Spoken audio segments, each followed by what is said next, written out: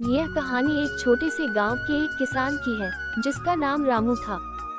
रामू बहुत ही मेहनती किसान था, लेकिन वह हमेशा परेशान रहता था क्योंकि उसका खेत बहुत ही छोटा था और उसे ज्यादा फसल नहीं मिलती थी।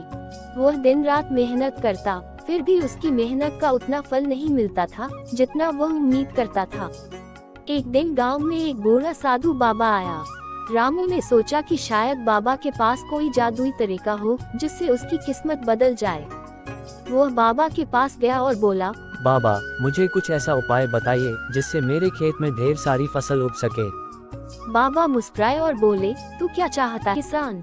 रामू बोला, बाबा, मेरे पास छोटा सा खेत है और मैं बहुत मेहनत करता हूँ, लेकिन फसल कम मिलती है। कृपया मुझे कुछ ऐसा उपाय बताइए कि मेरी मेहनत रंग लाए। बाबा ने रामू को एक छोटा सा बीज दिया और कहा, यह बीज तुझे एक जगह पर बोना होगा, लेकिन ध्यान रखना, इसे प्यार और देखभाल से बढ़ाना। रामू ने बीज लिया और सोचा, यह तो बहुत आसान है, लेकिन वह समझ नहीं पाया कि बाबा का क्या मतलब था। रामू ने बीज को अपने खेत में बो दिया और फिर अपनी दिनचर्या के अनुसार काम करने लगा।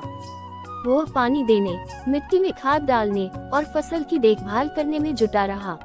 कुछ महीने बाद उसने देखा कि बीज से एक छोटा सा पौधा उगा है, लेकिन वह बहुत धीरे धीरे बढ़ रहा था।